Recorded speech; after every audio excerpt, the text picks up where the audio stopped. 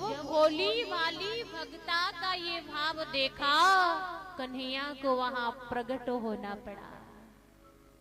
प्रकट हो गए, भोग पाने लगे। कर्माबाई ने जान लिया वो आ गया। मन में विचार किया अभी पर्दा नहीं खोलूंगी, अरे कहीं ऐसा ना हो कि मैंने पर्दा खोल दिया वो फिर चला जाए। पहले इसे खा लेने दो, उसके बाद इससे हिसाब होगा। जब भोग पा लिया कन्हैया ने, पानी पीने लगे। कर्मा ने क्या किया, एकदम से पर्दा खोल दिया है। क्या देखा, बड़ा सुंदर कन्हैया सामने बैठा बैठा पानी पी रहा है। अब कर्माबाई ने बातचीत करना उचित नहीं समझा। अरे बात का समय नहीं है। क्या किया, एकदम से आगे बढ़कर कन्हैया का कान पकड़ लिया। कान पकड़कर बोली, क्यों बे, जब यही पसंद था तो पहले ही आकर क्यों नहीं बता दिया तूने? सारे दिन से मैं परेशान हूं। भगवान कुछ कह नहीं रहे, बस मुस्कुरा रहे। कर्मा बोली, कल आएगा? भगवान बोले, हाँ आऊंगा।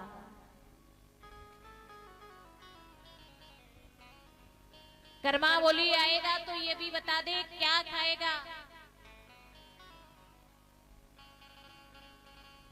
आएगा तो ये जरूर बता के जा क्या खाएगा, क्योंकि आज की तरह मैं कल परेशान होने वाली नहीं हूं। भगवान ने जो बताया, कर्मा बोली, हाँ समय पर तैयार मिलेगा, किंतु समय से आना। अब भगवान बोले, पहले काम तो छोड़ दे, पहले जाने तो दे। जब जाने देगी तभी तो कल आऊंगा। कर्मा ने कान छोड़ा, हाँ जा, कल समय पर आ जा। रात बीती, सुबह हुआ। अब वो फिर से कर्माबाई भोग तैयार करने लगी। कर्माबाई के मन में विचार आया, कल वो थाली खाली करके चला गया था। अरे ऐसा तो नहीं कि भूखा चला गया हो। आज थोड़ा और ज्यादा भोग बनाती हो। थोड़ा और ज्यादा भोग तैयार किया, कन्हैया का ध्यान किया। कन्हैया आए, सारा प्रसाद पाकर चले गए। कर्माबाई ने सोचा ये तो आज भी थाली खाली कर गया, लग रहा आज भी भूखा चला गया।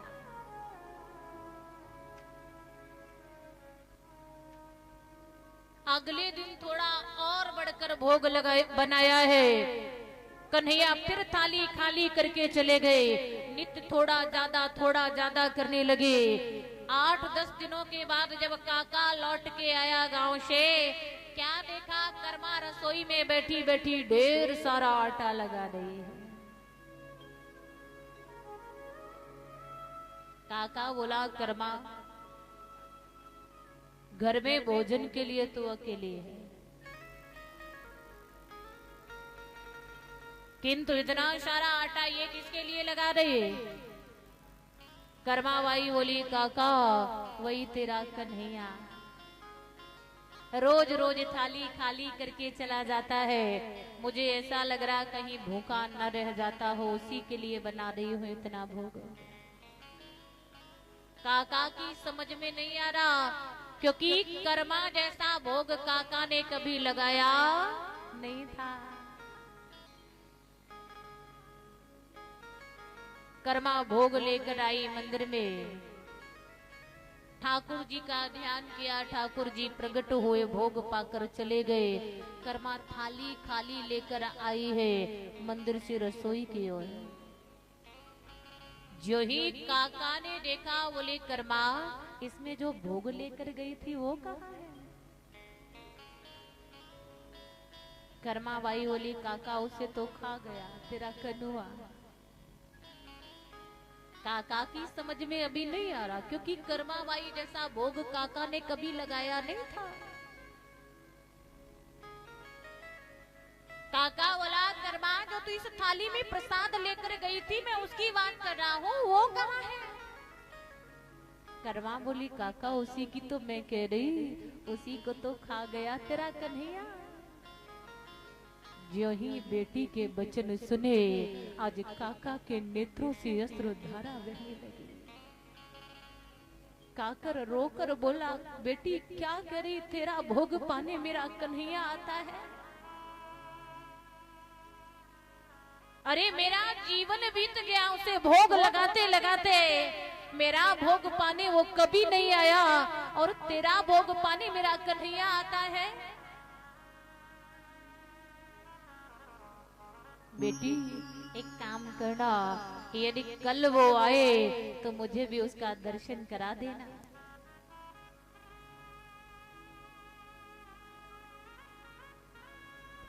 और ये श्रीमान रामचरण जी के नातनी जी ये माले अर्पण करके सम्मानित कर रहे हैं। भगवान सदैव कृपा बनाए रखे। आज कर्मा बाई ने काका को रोते हुए देखा। कर्मा बोली, काका रो क्यों रहा है? अरे वो कल फिर आएगा, मैं तुझे भी दर्शन कराऊंगी। आज सारी रात काका को नींद नहीं पड़ी, मुझे कृष्ण का दर्शन मिलेगा। सुबह सबसे पहले काका तैयार हो गया। कर्मा जागी, स्वयं स्नान किया, ठाकुर जी को स्नान कराया, भोग तैयार किया, भोग लेकर आ गई है मंदिर में।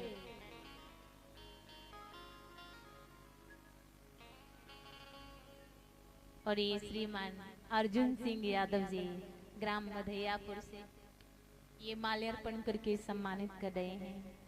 भगवान मनोवांछित फल की प्राप्ति कराते रहे, ठाकुर जी सदैव अपनी कृपा बनाए रखे।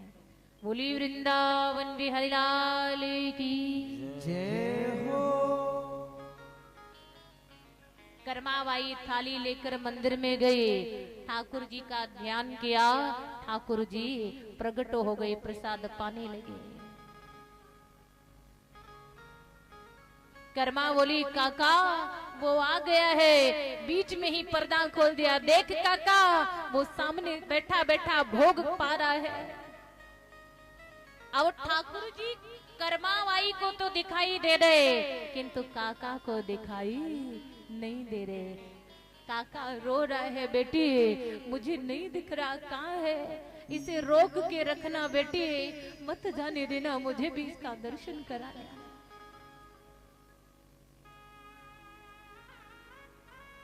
काका को रोते देखा, कर्माबाई ने फिर आगे बढ़कर कान पकड़ लिया कन्हैया का।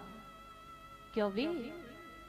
जब काका गांव गया तो मुझे परेशान किया, अब थोड़े दिन के लिए काका गांव क्या चला गया, काका को परेशान कर रहा। देख काका कैसे रो रहा है, एक बात बता, काका को दिखाई देगा या नहीं? ठाकुर जी बोले, हाँ देखूंगा। कर्माबाई बोली, देखेगा तो कब? अभी दिख, देख कैसे रो रहा है। आज ठाकुर जी ने काका को भी दर्शन दिया। आज एक बेटी के कारण एक पिता को परमात्मा का दर्शन मिला है। तो द्वापर युग में गर्गाचार्य जी ने भगवान का कान पकड़ा, कलयुग में भी भगवान की भक्ता हुई कर्माबाई, जिसने कलयुग में भी भगवान का कान पकड़ा। भगवान कहते हैं, मैं तो सदा से भक्तों के बस में होता आया हूं। मुझे तो जिस भक्त ने जहां याद किया है, मैं उसी के लिए वहीं सहारा बना हूं। ऐसे भगवान का ध्यान कर लो, भजन कर लो, क्योंकि देही थोड़े समय के लिए मिली है। ये मानव जीवन की सांसें अनमोल है, ये व्यर्थ में बीती जा रही है। लिखा भी है किसी कवि ने, जीवन जल की भरी गगरिया,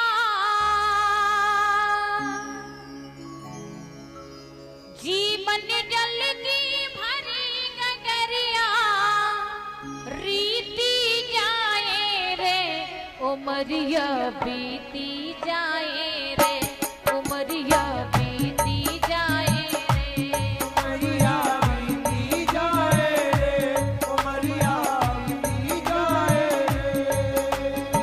जीवन जल की भरी गगरिया, जीवन जल की भरी गगरिया, रीति जाए रे, उमरिया बीती जाए रे, उमरिया बीती जाए रे। उमरिया बीती जाए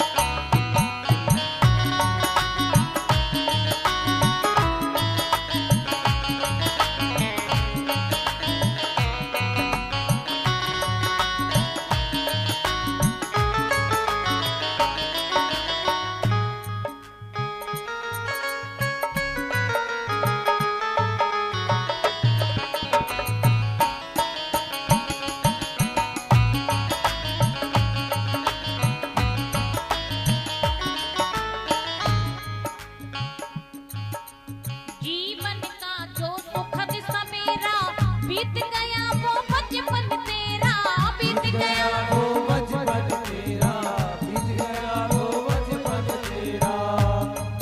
हाँ, जीवन का जो सुखद समेरा बीत गया वो बचपन तेरा, बीत गया वो बचपन तेरा, बीत गया वो बचपन तेरा। उस सुंदर सपने की फिर उस सुंदर सपने की फिर याद सताए रे, उमरिया बीती जाए रे, उमरिया बीती जाए रे, उमरिया बीती जाए रे।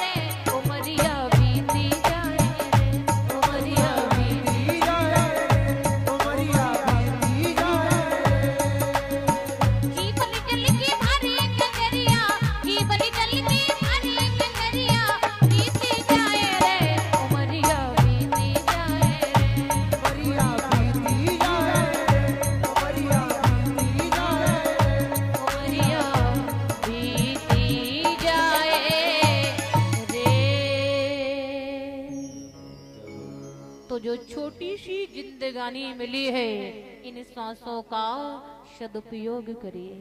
बोली वृंदावन बिहारी लाल की जय हो।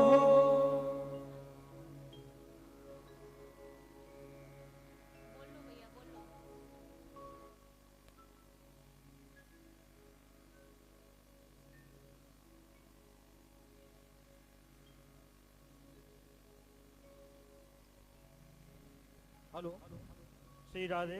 आज के दानदाताओं की सूची इस प्रकार है। 100 रुपये गीता यादव, करणपुरा, उत्तर प्रदेश। 100 रुपये शिवानी यादव, उमेश यादव की भांजी। 100 रुपये चतुर सिंह बघेल, सोइस। 200 रुपये गजेंद्र सिंह भदौरिया, क्यारीपुरा। 500 रुपये राजू मेडिकल स्टोर, सुरपुरा, क्यारीपुरा। 100 रुपये जीवाराम गोस्वामी, अदुजपुरा। 221 रुपये दिलीप सिंह यादव, घमूरी मो। 1100 रुपये विनोद सरपंच खिपौना, 1100 रुपये विनोद सरपंच खिपौना। 200 रुपये शिवनाथ यादव, मदैयापुरा। 100 रुपये नारायण सिंह, सोनेलाल कापुरा।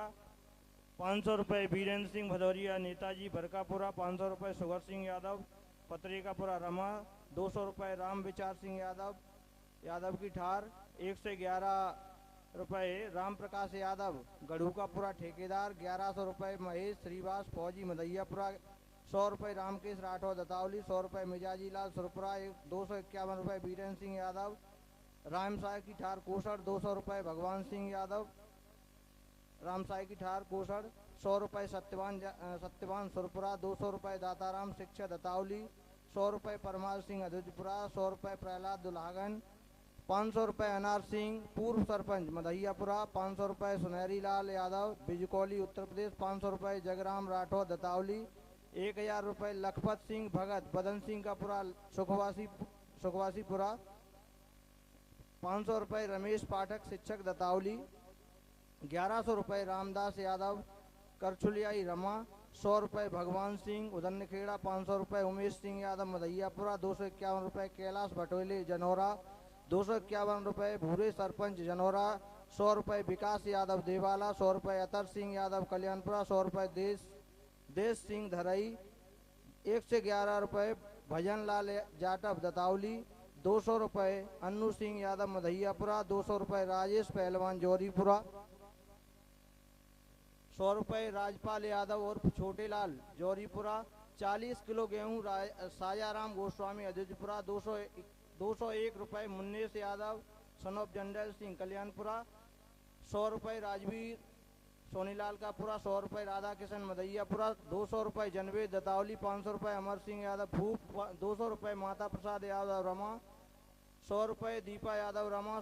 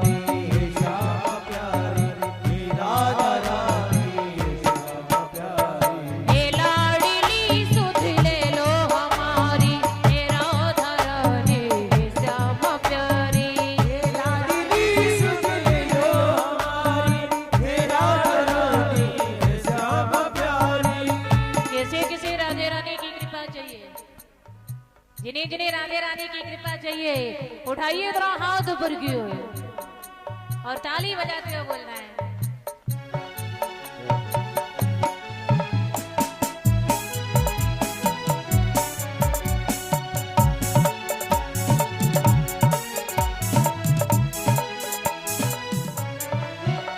और ये छोटा सा भाई चिराग माल्यार्पण करके सम्मानित कर रहा है। भगवान लंबी आयु प्रदान करें। आइए साइड आ गई, इधर आ गई सारी। जिसे जिसे कृपा चाहिए उठाइए हाथ ऊपर।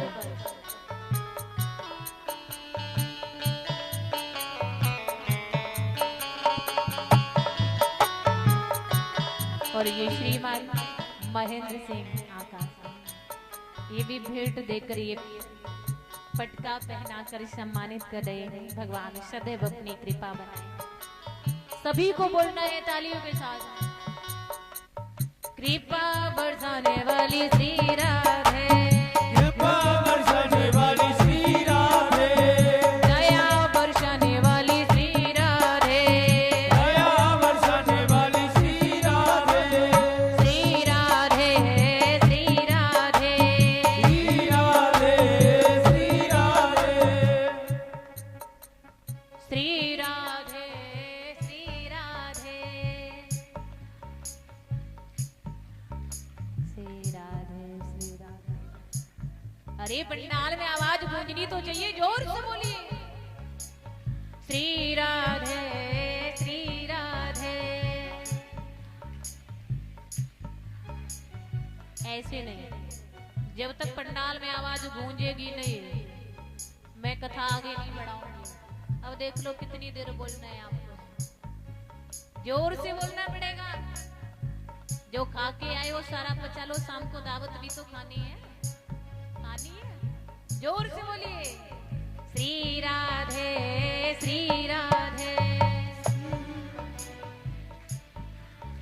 हाँ कुछ कुछ आवाज बढ़ी, और बढ़ाओ थोड़ा।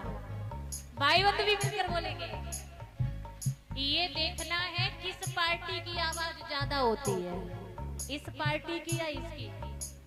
श्री राधे श्री राधे। भैया वो थोड़ा आवाज को बढ़ाइए, आप पीछे रह जाओगी। भाइयों की तरफ आवाज ज्यादा थी और भाई बंधुओं को भी आवाज बढ़ानी है। श्री राधे श्री राधे। कृपा लाडली सुध लो हमारी, हे राधा रानी श्याम प्यारी, हे लाडली सुध लो हमारी, हे राधा रानी श्याम प्यारी। ऊंचे हाथ करके ताली बजा दो भाव से।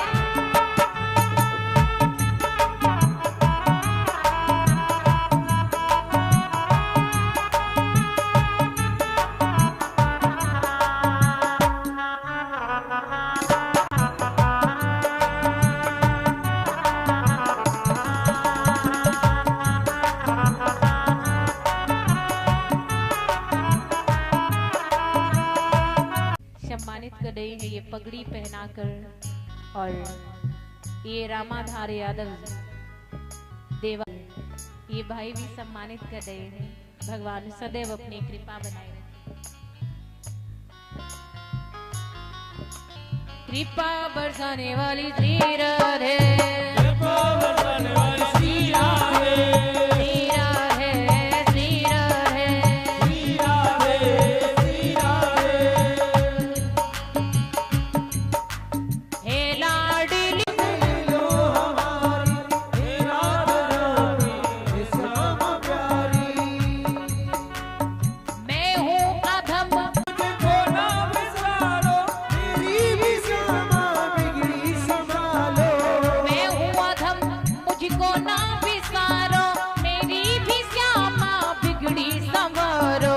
मैं हूँ अधम, मुझको ना बिसारो, मेरी भी श्यामा बिगड़ी संभालो। हे लाडली सुध लो हमारी, हे राधा रानी श्याम प्यारी, हे लाडली सुध लो हमारी, हे राधा रानी श्याम प्यारी। कृपा बरसाने वाली। ऊंचे हाथ करके ताली बजाते हुए। कृपा बरसाने वाली श्री राधे श्री राधे। हे लाडली सुध लो हमारी, हे राधा रानी श्याम प्यारी, हे लाडली सुध लो हमारी, हे राधा रानी श्याम प्यारी। हे लाडली सुध लो हमारी, हे राधा रानी श्याम प्यारी। लाडली सुध लो हमारी, हे राधा रानी। वर्णन करे हे परीक्षित,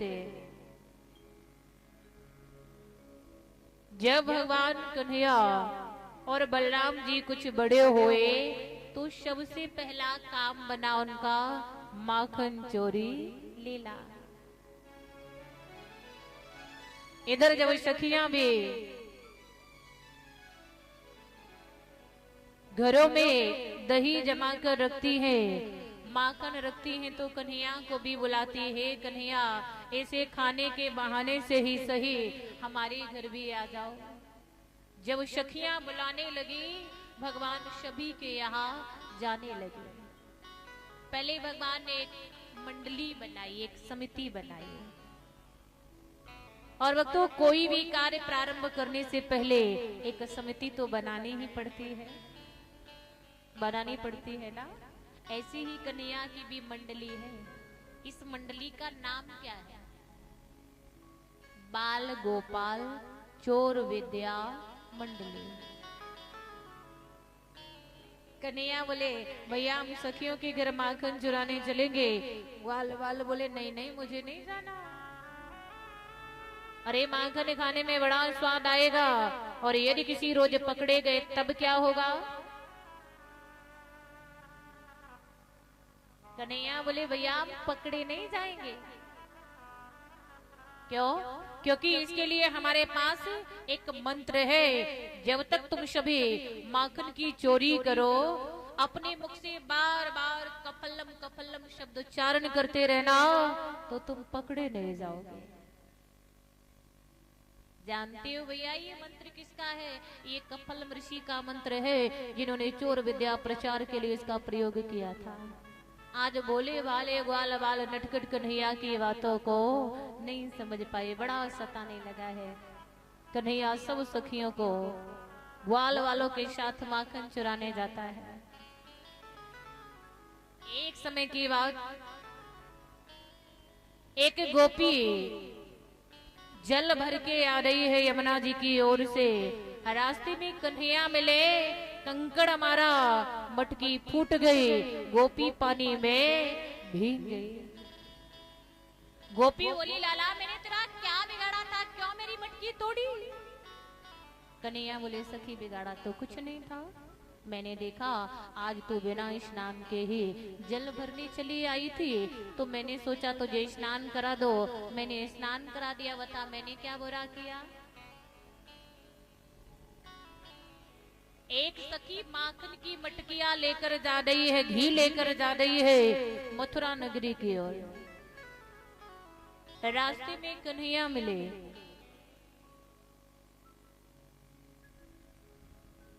कन्हैया मिले, कंकड़ मारा, मटकी फूट गए, सारा घी फैल गया।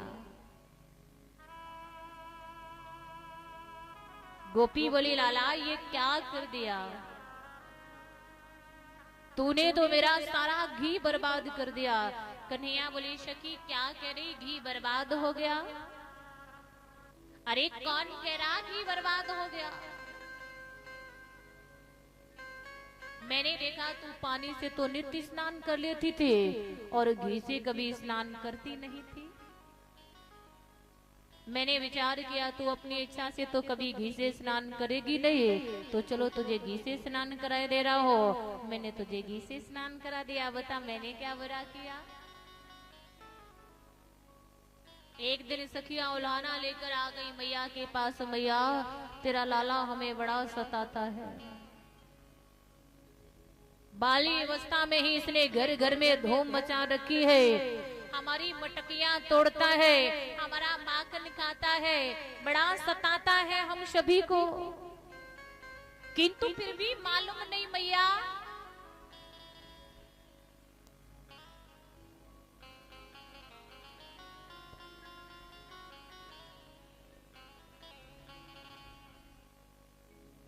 ये बौरेश्वर धाम के जो पुजारी जी हैं, जिन्हें भोलेनाथ जी ने अपनी सेवा में ले रखा है, अहो भाग्य आप यहाँ पधारे। भोलेनाथ जी की आप पर बड़ी कृपा है, अपनी सेवा में लिया हुआ है, आप सम्मानित कर रहे हैं। भोलेनाथ सदा ऐसी कृपा बनाई रखे। इनकी भोलेनाथ के चरणों में जो लगन है, ये लगन ये प्रेम दिनों दिन बढ़ता रहे।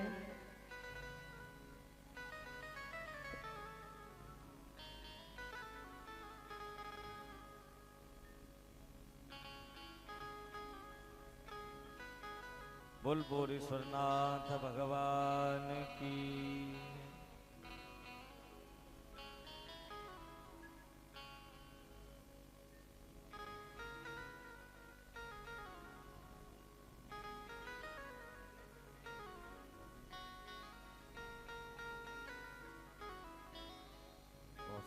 और ये हमारे बोरेश्वर नाथ के पुजारी जी श्रीमान अन्नू जी ये 6100 रुपए की भेंट देकर और ये पगड़ी पहनाकर ये वस्त्र पहनाकर सम्मानित कर रहे हैं। भोलेनाथ सदैव अपनी कृपा बनाए रखे, मन वांछित फल की प्राप्ति कराते रहे। बोलिए गोविंद भगवान की जय हो। और सभी जो हमारे साथी भाई हैं उनको भी ये वस्त्र अर्पण करके सम्मानित कर रहे हैं। ठाकुर जी सदैव कृपा बनाए रखें। बोलिए गोविंद भगवान की जय हो। आज सखिया कह रही मैया तेरा लाला बड़ा नटखट है, बड़ा सताता है हम सभी को। तेरा लाला नटखट है, चालाक चतुर है।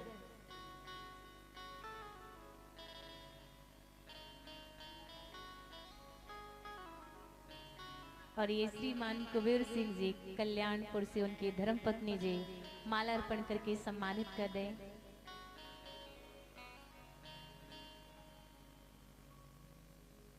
और ये मास्टर साहब के बेटे कल्याणपुर से ये भी माला अर्पण करके सम्मानित कर रहे हैं। भगवान लंबी आयु प्रदान करें।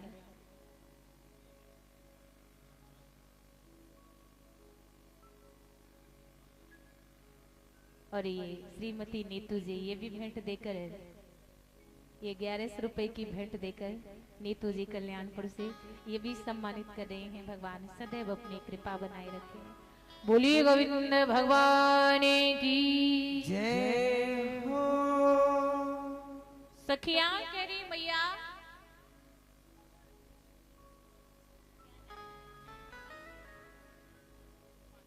और ये छोटा सा भाई अभी गोस्वामी बोरेश्वर धाम से ये माला अर्पण करके सम्मानित कर रहा है। भगवान सद्बुद्धि प्रदान करे, लंबी आयु प्रदान करे।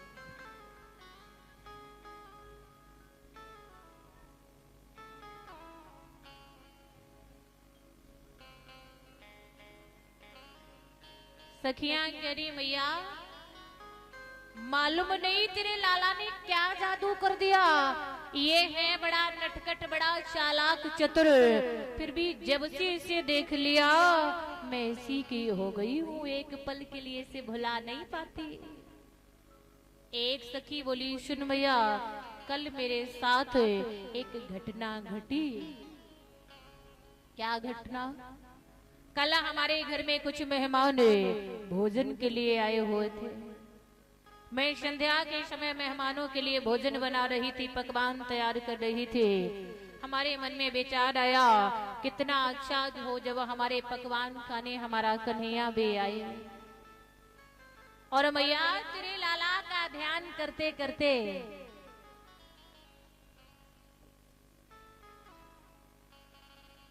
और ये सुरेंद्र यादव जी एमपी पुलिस ये माल्या अर्पण करके सम्मानित कर रहे हैं। पहले भी सम्मान किया और मैंने आपको बताया इस बीच जो कथा चल रही है इस बीच हमारा इन्हीं के घर भिंड में रहना हो रहा है। बड़ा प्रेम मिल रहा है, लग ही नहीं रहा कि हम कहीं कथा करने आए वहां है या ये हमारा घर है। बड़ा प्रेम मिल रहा है आपके द्वारा। ठाकुर जी सदैव आप पर अपनी कृपा बनाए रखे। बोलिए गोविंद भगवान की जय हो। सखियां बोली मैया जब मैं अपने घर में कोई पकवान तैयार करती हो मेरा मन करता है मेरे पकवान खाने के लिए मेरा कन्हैया भी आए।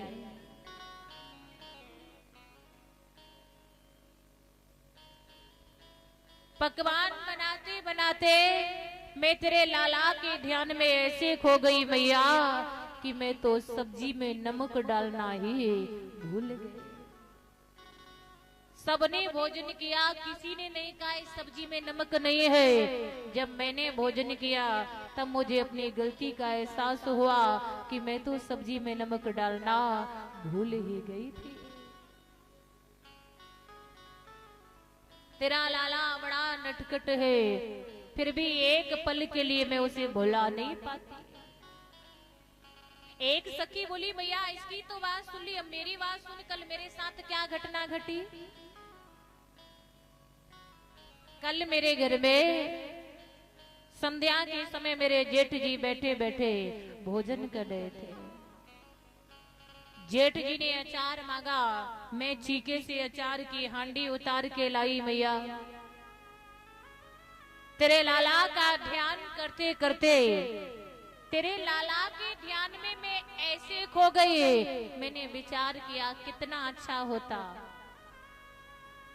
जब मेरा अचार खाने के लिए मेरा कन्हैया भी आता। ऐसे तेरे लाला के ध्यान में खो गई मैया कि मैं वापस छीके पर हांडी रखना तो भूल गई। मैंने अपना लाला उठाकर छीके पर बिठा दिया। तेरे लाला ने मालूम नहीं क्या जादू कर दिया, जब से उसे देख लिया मैं उसी की हो गई। मैया बोली सखियों एक बात बताओ, मेरे पास आई हो लाला का उल्हाना लेकर या अच्छाइयां गिनाने, क्या करने आई हो? सखियां बोली मैया लेकर के तो लाना ही आई हो। मैया बोली मैं नहीं मानती, ये रे हमारा लाला तुम्हारे घर माखन चुराने जाता है, किसी रोज लाला को रंगे हाथों पकड़ के लाओ। सखियां अपने अपने घर आ गई, दाव जमाए बैठी है, कब कन्हैया हमारी पकड़ में आए। कन्हैया माखन चुरा कर चले जाते हैं, किंतु सखियां पकड़ नहीं पाते। एक दिन एक सखी ने चालाकी चली,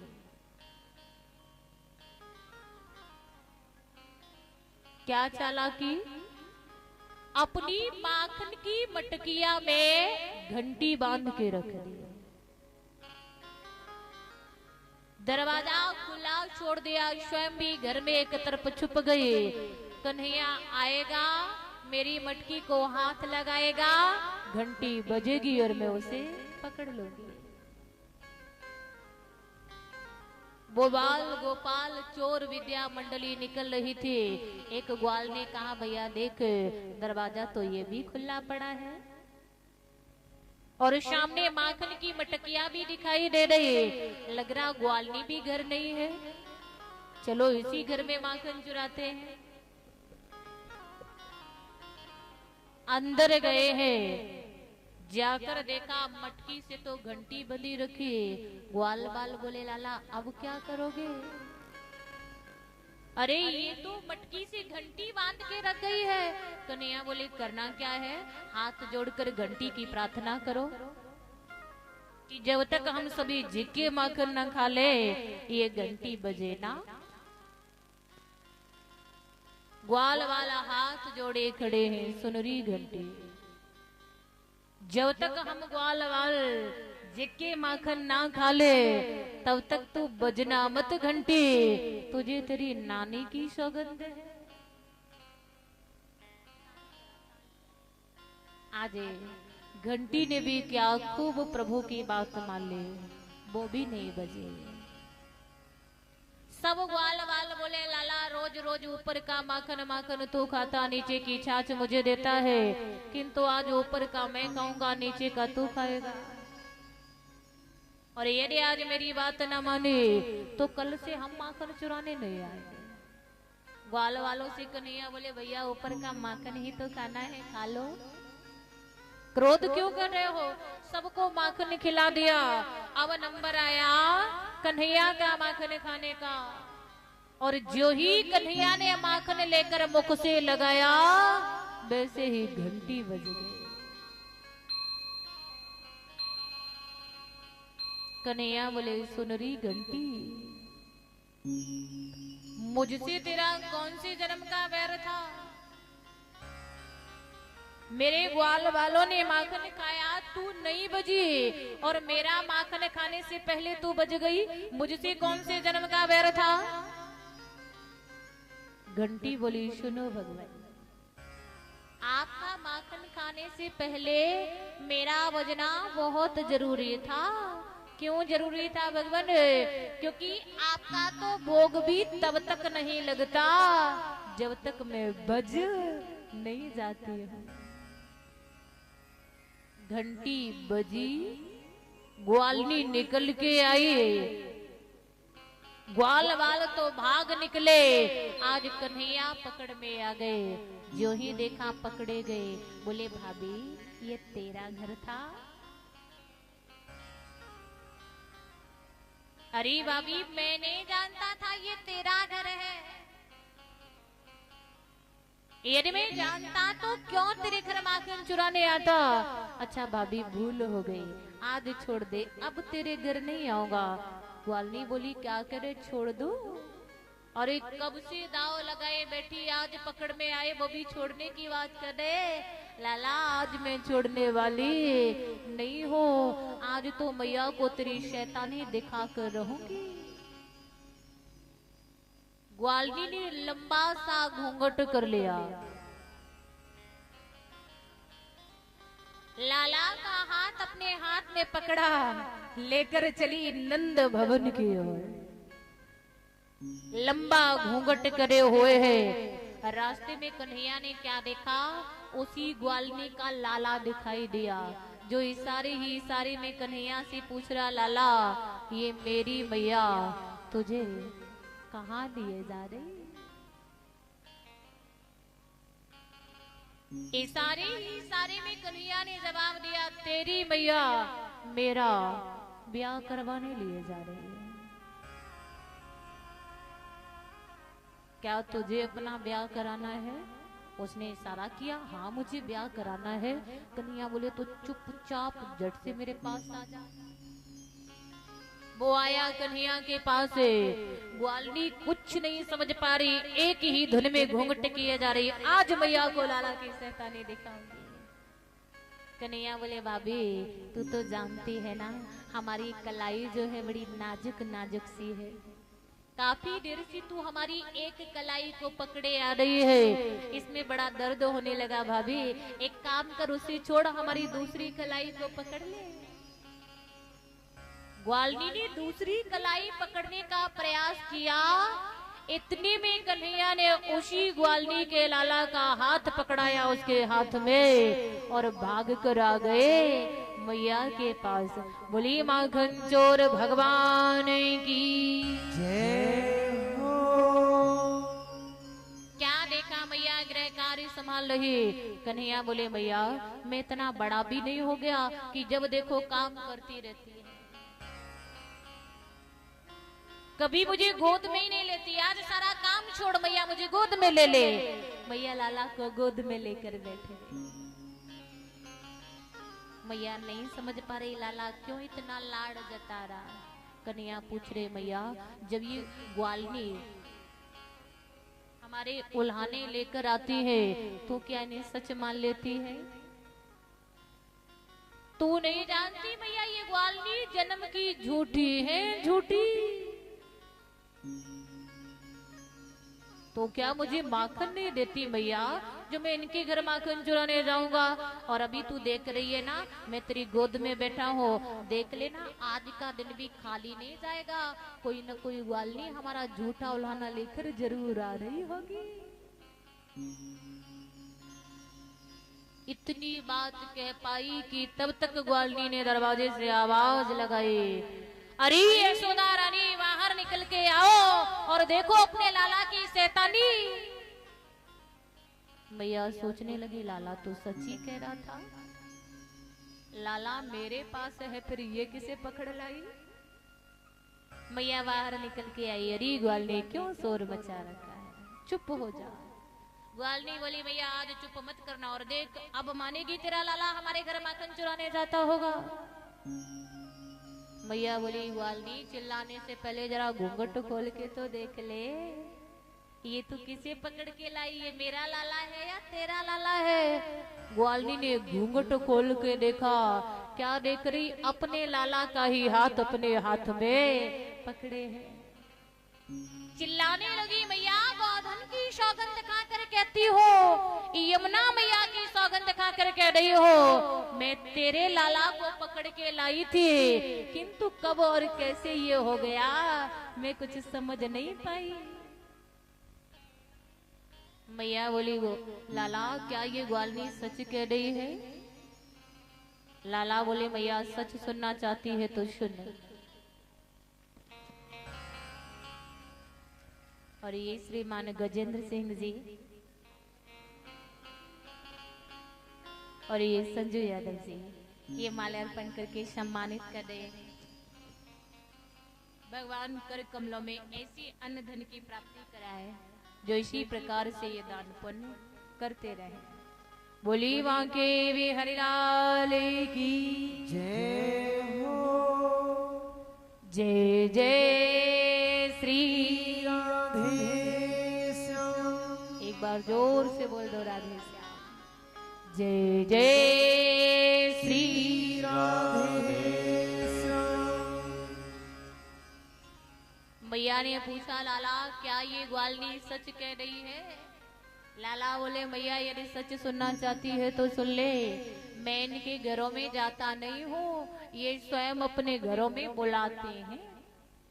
जब मैं इनके घरों में पहुंच जाता हूँ तो ये क्या करती है मैया?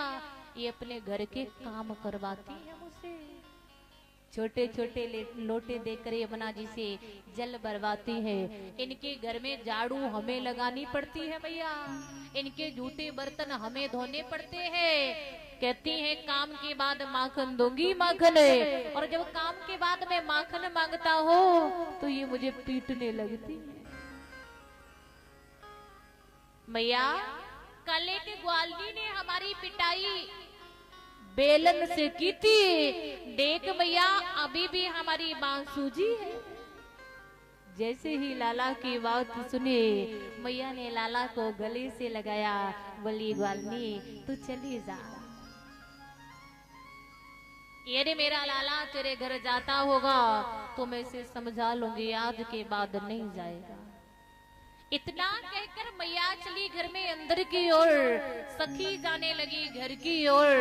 कन्हैया बोले, भाभी इतनी जल्दी भी क्या है? अरे घर ही तो जाना है, चली जाना, मेरी भी तो सुने जा। कितना समझाया था, तू नहीं मानी। परिणाम देखा, देख इस बार मैया के पास लाने की कोशिश की, मैंने तेरे लाला का हाथ तेरे हाथ में पकड़ाया। यदि आगे से कभी मुझे पकड़ने की कोशिश की तो तेरे पति का हाथ दे दूंगा तेरे हाथ में, उसे लेकर आना मैया के पास। आज ग्वालनी वापस आई है अपने घर, नाना प्रकार की लीलाओं का आनंद दे रहे गोकुल वासियों को कन्हैया। एक समय की बात, मैया लाला को गोद में लिए बैठी है और प्रश्न कर रही है, लाला मेरी सखिया मुझसे प्रश्न करती है, अरे यशोदा रानी तुम गोरी हो, नंद बाबा गोरे हैं, फिर तुम्हारा लाला कन्हैया कैसे काला हो गया? तो लाला एक बात बता कि तू काला क्यों है? कन्हैया बोले, भैया मैं जन्म से काला नहीं था। मैया प्रश्न कर रही है, बता लाला क्यों है काला? पूछ रही है, जरा इतना बता दे कान्हा, जरा इतना बता दे कान्हा, तेरा रंग काला क्यों? जरा इतना बता दे कान्हा, तेरा रंग काला क्यों? तू काला होकर भी क्या कैसे निराला क्यों? तू काला होकर भी जग से निराला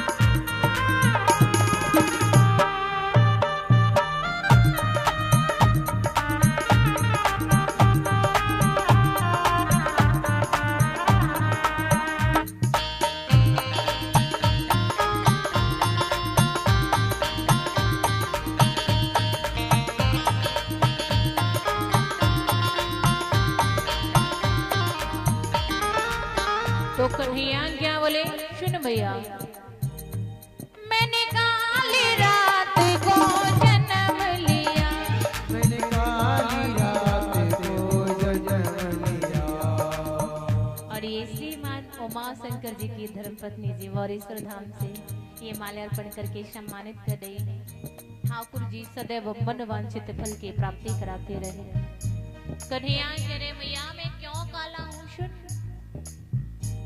मैंने काली रात को जन्म लिया, मैंने काली रात को जन्म लिया।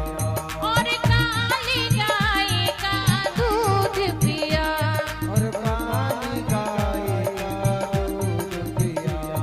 गायों का रंग काला, इसीलिए मैं काला, जरा इतना बता दे।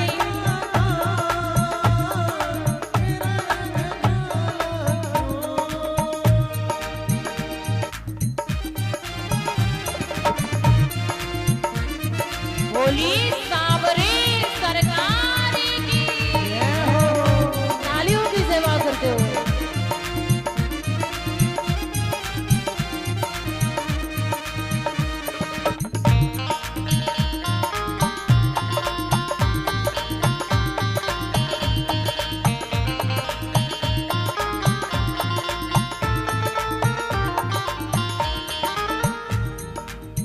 सुन भैया, इतना ही कारण नहीं मेरे काले होने का, और भी कारण है।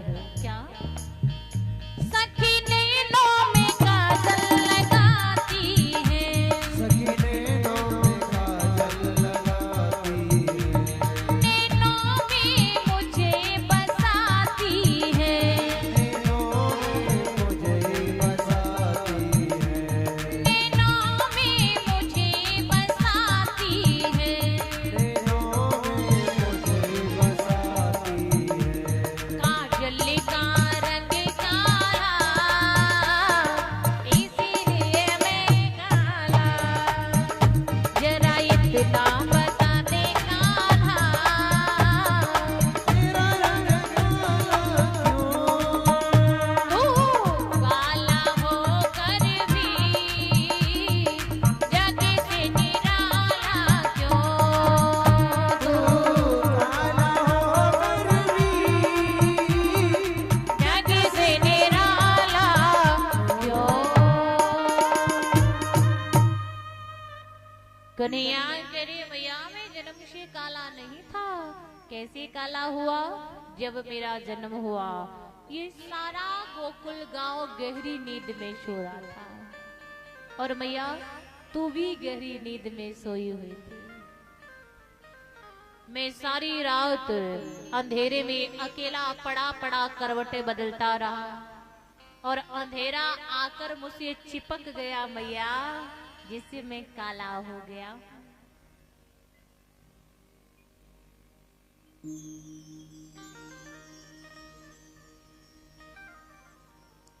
मैं जन्म से काला नहीं था मैया, तेरी भूल से काला हुआ हो। जो गोरा बचा भी वो तूने मुझे दूध भी तो काली गाय का ही पिलाया है मैया, तो काली गाय का दूध पीकर और काला हो गया। अब बता मेरे काले होने में मेरा क्या दोष है? संत जन कन्हैया के काले होने का कोई और ही कारण बता रहे हैं। संत क्या कह रहे हैं? संत कह रहे हैं अपने भक्तों के हृदयों के कालिमा को दूर करते करते, अपने भक्तों की हृदयों को उज्जवल करते करते कन्हैया काला हो गया, अन्यथा कन्हैया काला नहीं, कन्हैया तो गोरा ही था।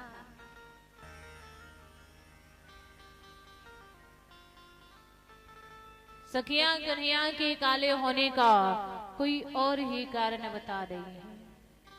क्या कारण? सखियां कह रही मैं अपने नैनों में काजल लगा कर रखती हो, उन्हीं नैनों में कन्हैया को बसा कर रखती हो, तो मेरे काजल के प्रभाव से कन्हैया काला हो गया, अन्यथा वो काला नहीं, वो तो गोरा ही था।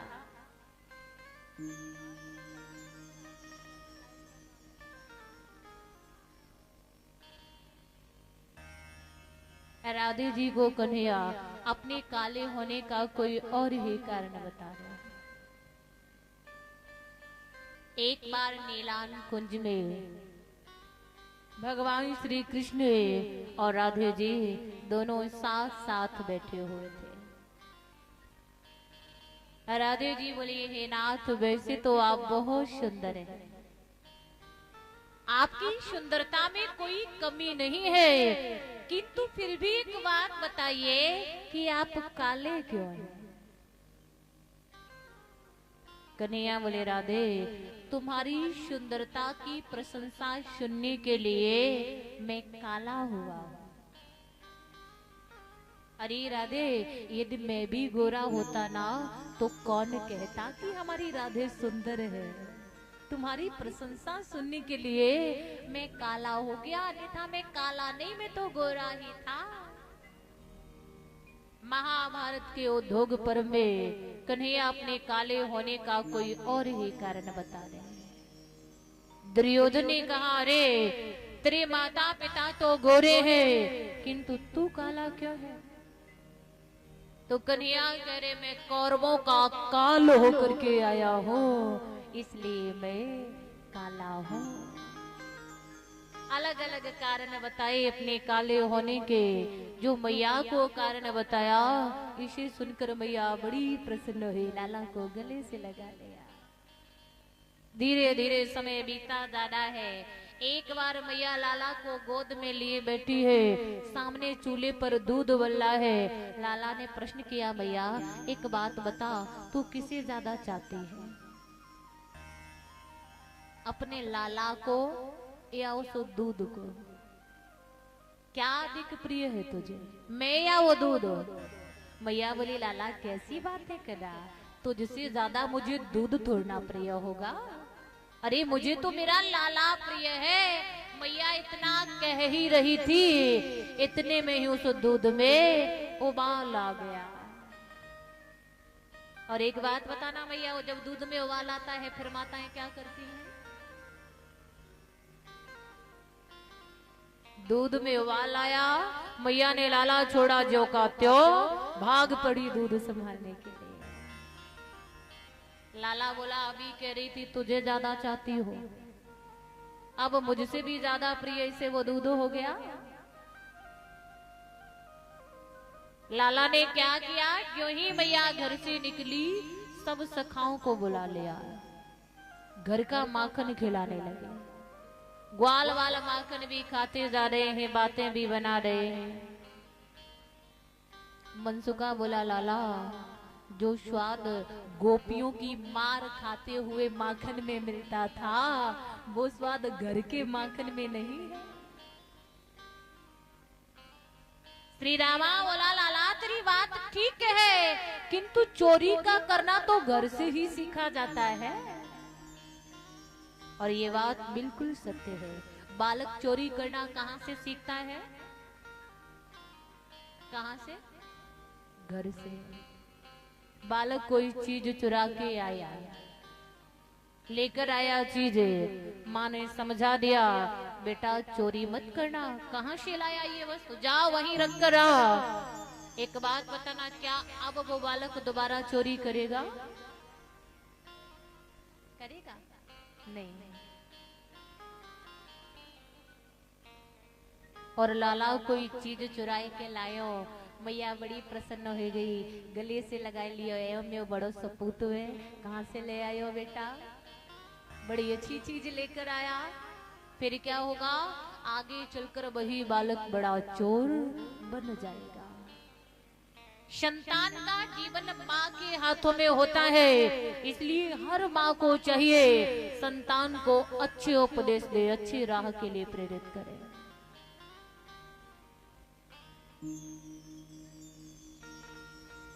कन्हैया ने सखाओं को घर का माखन खिलाया, भगा दिया, भैया चले जाओ मैया आने वाली होगी। जो मटकियां रही उन्हें तोड़ दिया, माखन बिखेर दिया। जब मैया पहुंची देखा, लाला ये क्या किया?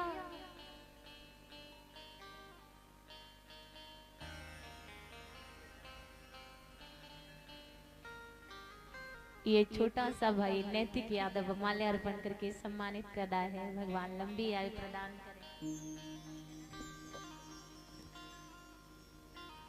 और ये बहन सलोनी सर्विस भैया जी की बहन जी, ये माल्यार्पण करके सम्मानित करे। भगवान सदैव कृपा बनाए रखे। बोलिए गोविंद भगवान की जय हो। आज मैया आई, मैया ने देखा मटकियां टूटी पड़ी हैं, माखन बिखरा पड़ा। लाला ये क्या किया? क्यों माखन की मटकियां तोड़ी, क्यों माखन बिखेरा? कन्हैया बोले मैया मैंने कुछ नहीं किया, अपने घर में जो रोज रोज एक भूरी बिल्ली आती है ना मैया, उसी ने मटकियां तोड़ दी, उसी ने माखन बिखेर दिया, मैंने कुछ नहीं किया। मैया बोली लाला ऐसे नहीं मानेगा, अब मैं तुझे बांधूंगी।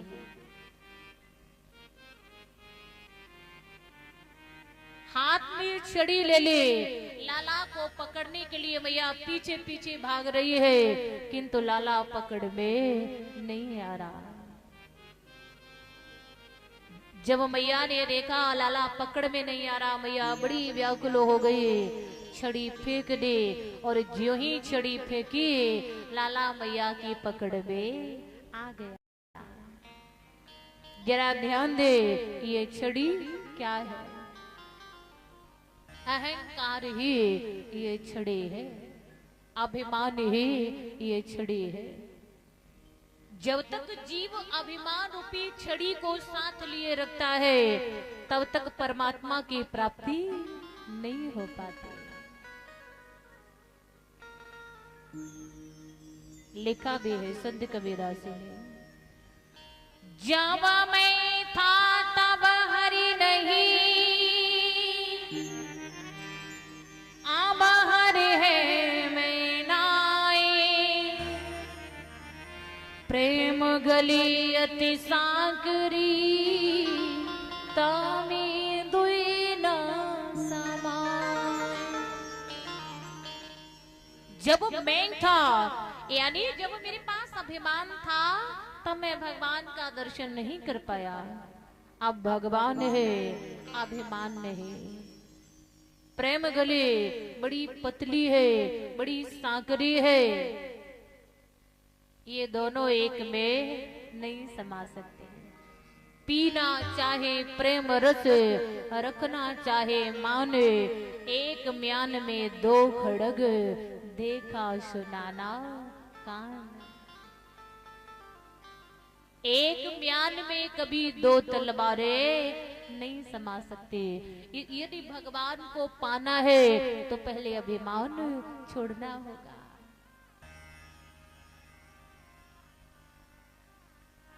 और भगवान का भजन अवश्य करो, क्योंकि बिन भजन बब से बेड़ा पार नहीं होगा। लिखा है, बारी माथे घृता हो तू है, बारू सिकता बारू तेल, बिनी हरि भजन न भबत रहे, ये सिद्धांत अपेल। लिखा, भले ही बालू के मथने से तेल, भले ही पानी के मथने से घी क्यों न उत्पन्न हो जाए, बालू के पेड़ने से तेल क्यों न उत्पन्न हो जाए, किंतु बिन भगवान के भजन के भव से बेड़ा पार नहीं होगा। ये सिद्धांत अटल है। उधर कैलाश पर्वत पर बैठे हुए शंकर भगवान मैया पार्वती जी को समझा रहे हैं। ओ मां कहाँ ये अनुभव अपना, सतहारी भजन जगत सब सपना। गोस्वामी जी ने लिखा है, भोलेनाथ मैया पार्वती जी को समझा रहे, हे ओ मां, जो मैंने अनुभव करके देख लिया है, मैं तुम्हें अपना अनुभव बता रहा हूं। संसार में सत्य है, तो भगवान का भजन, अन्यथा सारा जगत स्वप्न मात्र के समान है। इसलिए भजन करो। भगवान कहते हैं भगति को साधन कहूँ बखानी, सुगम पंथ मोहि पावहि प्राणी। भक्ति की साधन के द्वारा जीव बड़ी सुगमता से मुझे पा लेता है। इसलिए भगवान का भजन करते रहो। बिना भजन संसारी सुख सार से हीन है। कैसे? जैसे मानस में लिखा, भगति हीन गुण सब सुख ऐसे, लवन बिना व्यंजन जैसे।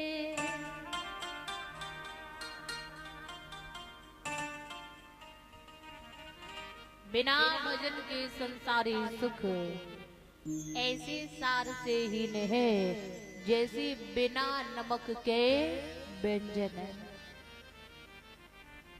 आप चाहे कितने भी प्रकार के व्यंजन बना लो, उसमें नमक न डालो। एक बात बताना, क्या उसमें कोई स्वाद आएगा? आएगा? कोई स्वाद नहीं। अच्छा, एक काम कर दिया जाए, सारे मसाले थोड़ा चढ़ा बड़ा कर डाल दिया जाए, अब स्वाद आ जाएगा? भैया आएगा स्वाद? नहीं। बिना नमक सब स्वाद से हीन, ऐसी ही बिन भजन संसारी सुख सार से हीन है। इसलिए भजन करो। प्रभु से मिलने की प्रीत जगाओ, भूख जगाओ, तड़प जगाओ। एक बात बताना, स्वाद भूख में होता है या भोजन में? किसमें स्वाद होता है? भोजन में। हाँ, माता कह रही यहाँ भोजन में स्वाद है। आप बताएंगे भूख में स्वाद है या भोजन में?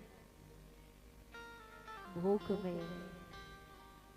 स्वाद भोजन में नहीं है, स्वाद किसमें है? भूख में। भूख तेज हो, कोई हमें चटनी रोटी लाकर क्यों ना दे दे, बड़ी स्वादिष्ट लगती है। और भूख पूर्ण हो जाए, फिर 56 व्यंजन क्यों न दे दे, उनमें स्वाद नहीं आता। स्वाद भूख में है, भोजन में नहीं। तो प्रभु से मिलने की भूख जगाओ, प्रीत जगाओ, प्रेम जगाओ। मानस कह रहे हैं, कागभूषुंडी जी महाराज गरुण जी को समझा रहे हैं, बिना प्रीति भगत ढिलाई, ज्यों खगपति जल में चिकनाई। जब तक प्रीत नहीं है, प्रेम नहीं है, भाव नहीं है, भूख नहीं है, तब तक भक्ति हृदय में ठहर नहीं सकती। जैसे जल में कभी चिकनाई नहीं ठहरती। इसलिए प्रभु से मिलने की प्रीति जगाओ, प्रेम जगाओ, भाव जगाओ। मानस कह रही है, जो यति तापत व्याकुल होई, तरु छाया सुख जानहि सोई। जो धूप से तड़प रहा होगा, जो धूप से व्याकुल हो रहा होगा, वही वृक्ष की छाया के सुख का अनुभव कर सकता है। या कि एक बात बताना, आप कोई व्यक्ति निकल कर आया एसी वाले रूम से, निकल के कहां से आया? एसी के रूम से। अब उसे बिठा दिया गया पेड़ के नीचे। बताना क्या वो जान पाएगा पेड़ की छाया में क्या सुख होता है, क्या आनंद होता है? वो इसका अनुभव कर पाएगा? नहीं कर पाएगा। इसका अनुभव वही कर सकता है जो धूप से तड़प रहा होगा। तो प्रभु से मिलने की तड़प जगाइए, भूख जगाइए। थोड़े समय के लिए हम दुनिया में आए थे, यहाँ ऐसे फंस गए कि यहाँ से जाने की इच्छा नहीं करते। जिस प्रकार जब श्री सुखदेव जी महाराज परीक्षित जी को भागवत कथा सुना रहे थे, तो परीक्षित जी का मन बार बार उस ओर चला जाता है कि आज के 7वें दिन हमें तक्षक डसेगा। परीक्षित जी बोले ऋषवर, आज जब बार बार परीक्षित जी अपना मन ले जा रहे उस ओर, तो सुखदेव जी ने कहा, सुन परीक्षित, थोड़ी देर के लिए कथा से मन हटा ले और मैं तुझे एक दृष्टांत सुना रहा हूं। उस दृष्टांत को ध्यान पूर्वक सुन परीक्षित। एक राजा था परीक्षित, जो बड़ा धर्मात्मा राजा था, बड़ा न्यायी राजा था। एक बार शिकार करने वन में गया।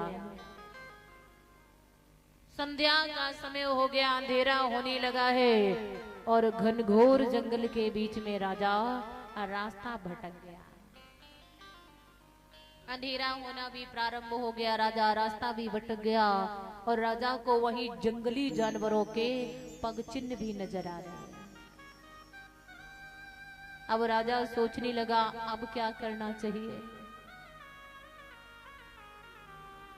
चलो किसी वृक्ष पर चढ़कर देख रहा हूं, किसी दिशा में दीपक की रोशनी दिखाई दे या कुत्तों की आवाज सुनाई दे तो वहां मनुष्य अवश्य रहता होगा, वहीं रात बिता लूंगा। राजा ने वृक्ष पर चढ़कर देखा, एक दिशा में दीपक जलता नजर आया है और आज राजा ने उसी दिशा के लिए घोड़ा दौड़ाना प्रारंभ कर दिया। क्या देखा? आगे बढ़कर एक पहाड़ी थी, जिस पहाड़ी पर एक बूढ़ा बहेलिया झोपड़ी बनाकर समय बिता रहा था।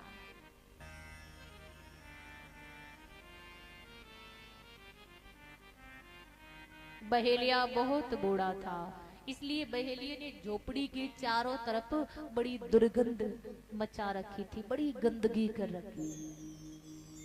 जो भी पक्षी खाने के लिए लाता, उनके पंखे हड्डियां सब वहीं डाल देता है। राजा को वहां बड़ी दुर्गंध लगी।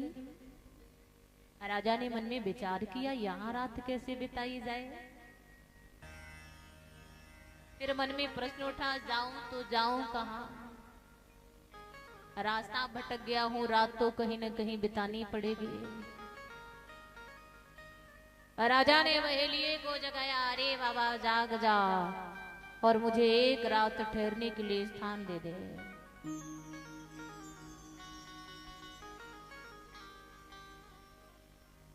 बहेलिया हाथ में लाठी लेकर आया, अरे चला जा, मैं तुझे यहाँ नहीं रुकने दूंगा। राजा बोला, बाबा क्यों नहीं रुकने दोगे? बहेलिया बोला, मैं जिसे यहाँ एक रात रुक जाने देता हूँ वो यहाँ से जाने की इच्छा नहीं करता। राजा ने बहेलिये से तो कुछ नहीं कहा, किंतु मन में विचार किया। अपने मन में सोचा, ये बूढ़ा क्या पागल हो गया? अरे यहाँ इतनी गंदगी है,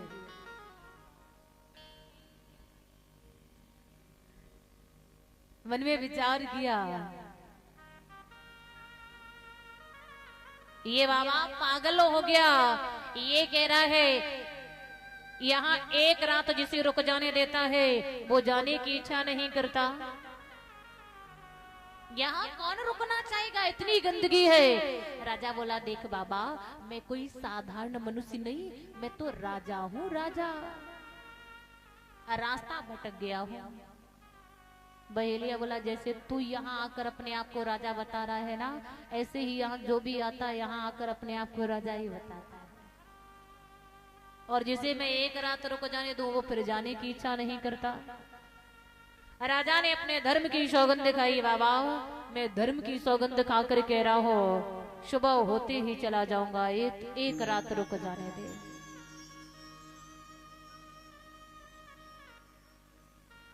बहेली ने कंबल लाकर दिया, ले इसे बिछाकर सो जा, सुबह मुझे न कहना पड़े तब तक चला जाना। राजा कंबल बिछा करके लेट गया, किंतु दुर्गंध के कारण राजा को नींद नहीं आ रही। जब उस स्थान पर राजा को घंटे 2 घंटे का समय बीता, अब ये दुर्गंध राजा की श्वास में समानी प्रारंभ हुई। और जब दुर्गंध श्वास में समानी प्रारंभ हुई, अब तो राजा को वहां कुछ कम दुर्गंध लगी। वक्तों यदि कोई व्यक्ति दुर्गंध के वातावरण में रहता है तो वहां रहने वाले को वहां दुर्गंध नहीं लगती। क्यों नहीं लगती? वो दुर्गंध उसकी श्वास में समाये होती है। यदि दूसरे वातावरण से कोई वहां जाता है तो उसे वहां दुर्गंध लगती है, किंतु वहां रहने वाले को वहां दुर्गंध नहीं लगती। ऐसी जब दुर्गंध श्वास में समानी प्रारंभ हुई, अब राजा को कुछ कम दुर्गंध लगी। राजा सो गया। घंटे 1.5 घंटे बाद ही राजा की नींद खुल गई। क्या देखा, अब तो राजा को बहुत कम दुर्गंध आ रही है। राजा सोच रहा ये कितना अच्छा एकांत है, कितनी अच्छी जगह, राज्य वाला कोई झंझट नहीं, कोई परेशानी नहीं। ऐसा विचार करते करते राजा वहीं सो गया।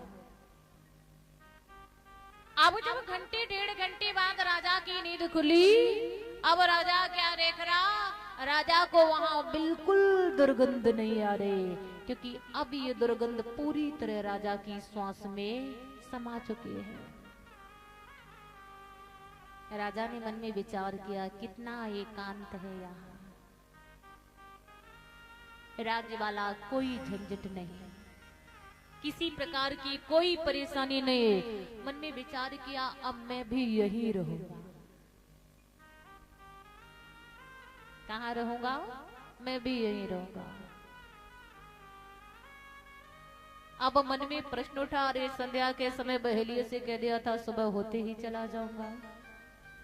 कभी कभी देखा होगा जब हम अकेले में होते तो स्वयं से ही प्रश्न उठते हैं, अपने अंदर से ही उत्तर मिल जाता है। जब राजा के मन में प्रश्न उठा तो उत्तर भी मिल गया। ये जगह कोई बहेलिए के बाप की जगह थोड़ा है, जंगल है, बहेलिया रह रहा, मैं भी रह सकता हूँ, इसलिए अब मैं नहीं जाऊंगा, मैं यहीं रहूंगा। ऐसा विचार करके राजा निश्चिंत होकर सो गया। सुबह हुआ, दिन निकला, दिन चढ़ने लगा, राजा नहीं जगा। बहेलिए ने जगाया, अरे परदेसी जाग जा और जा अपने देश चला जा। राजा बोला पहले सो लेने दे। बहेलिया बोला परदेसी अब अपने देश जाकर सोना। राजा बोला एक बात बताओ, सोने दोगे या नहीं? बहेलिया बोला तू बता, तू जा रहा है या नहीं जा रहा? राजा बोला मैं नहीं जाऊंगा। बहेलिया बोला क्यों नहीं जाएगा? अरे संध्या के समय तो तूने धर्म की सौगंध खाई थी, तू सुबह होते ही चला जाएगा। राजा बोला देख बाबा, वो संध्या का समय था और ये सुबह का समय है। रात गई तो बात गई। मुझे नहीं मालूम मैंने संध्या के समय क्या कहा था, बस मुझे अब का याद है कि अब मैं यहाँ से जाने वाला नहीं हूँ। बहेलिया बोला क्यों नहीं जाएगा, जाना पड़ेगा। राजा बोला बड़े हक से कह रहा जाना पड़ेगा, तेरे बाप की जगह है जो जाना पड़ेगा, जंगल है, तू रह रहा मैं भी रह सकता हूँ। राजा झगड़ा करने के लिए तैयार हो गया, हर शर्त के लिए तैयार हो गया, किंतु जाने को तैयार नहीं है। और जैसे ही इतना दृष्टांत सुना पाया सुखदेव जी महाराज ने, परीक्षित जी ने तुरंत रोका, इस पर थोड़ी देर रुकिए, ठहरिए।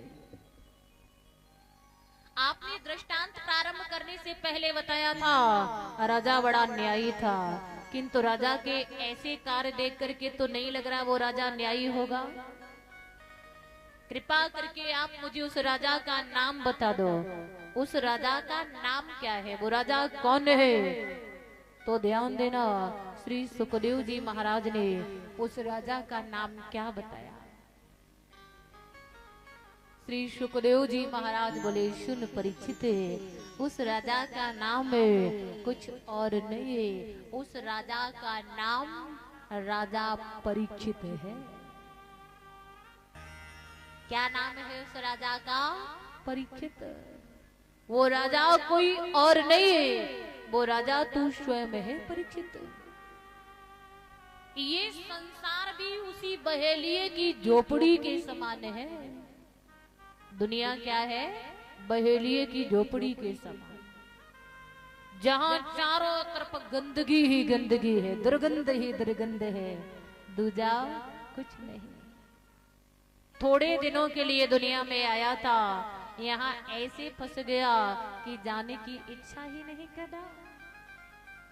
क्यों बार बार मन उस ओर ले जा रहा। आज के 7वें दिन तक्षक डसेगा, आज के 7वें दिन तक्षक डसेगा।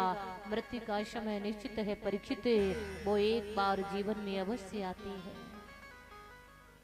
मृत्यु कोई न कोई बहाना लेकर आती है, इसलिए ये भ्रम निकाल मन से। आज के 7वें दिन तक्षक डसेगा और कथा में मन लगा। तो वक्तों, थोड़े समय के लिए आए थे हम दुनिया में, किंतु यहाँ आकर ऐसे सो गए कि जाने की इच्छा नहीं कर रहे। याद रखना, जो आया है उसे जाना पड़ेगा, इसलिए सुमरन करते रहो। लिखा भी है किसी कवि ने, हो अभी तो जगाया तुझे, हो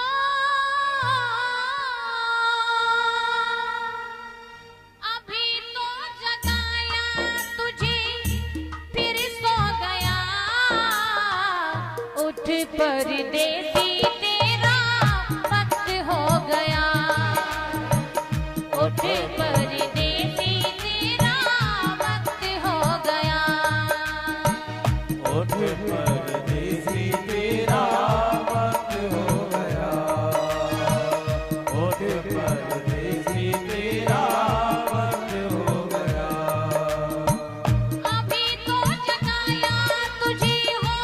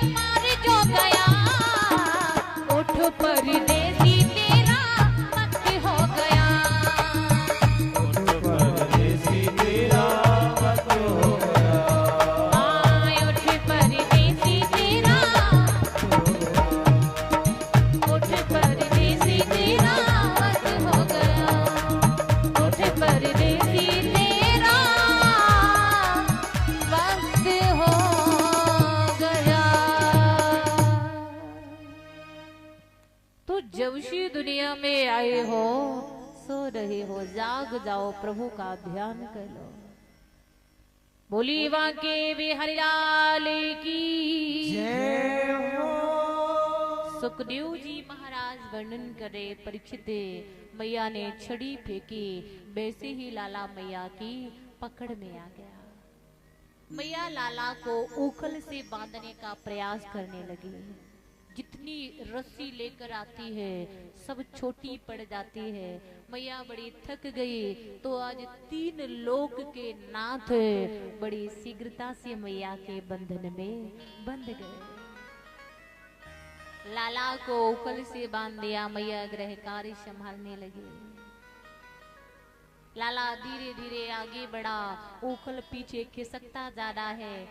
बाहर 2 वृक्ष खड़े थे, यमला अर्जुन के वृक्ष। इनके बीच से कन्हैया निकले, उखल वृक्षों में अटक गया। प्रभु ने झटका लगाया, दोनों वृक्ष जमीन पर आ गिरे।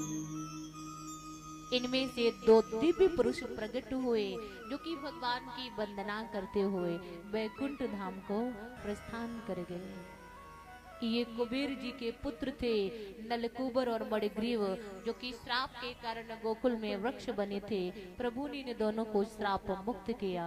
बोलिए बाल कन्हैया लाल की जय हो। नंद बाबा ने देखा गोकुल में नित्य नया उपद्रव आता है। अब तो सभी बंद बांधवों के साथ गोकुल गांव छोड़ा है। एक नए नगर का निर्माण किया नंद बाबा ने। वृंदावन में आकर नंद बाबा समय बिताने लगे। बोली वृंदावन बिहारी लाल की जय हो। वृंदावन में कन्हैया गैया चराने के लिए जाने लगे। कंस ने बकासुर राम का दैत्य भेजा कन्हैया को मारने के लिए, जो बगुले का रूप धारण करके आया है। भगवान ने बकासुर का संहार किया। देखा बकासुर लौट कर नहीं आया, अघासुर भेज दिया। भगवान ने अघासुर का भी संहार किया। एक बार भगवान गौचारण के लिए गए थे, ग्वाल वालों के साथ भोजन कर रहे थे। ब्रह्मा जी को भ्रम हुआ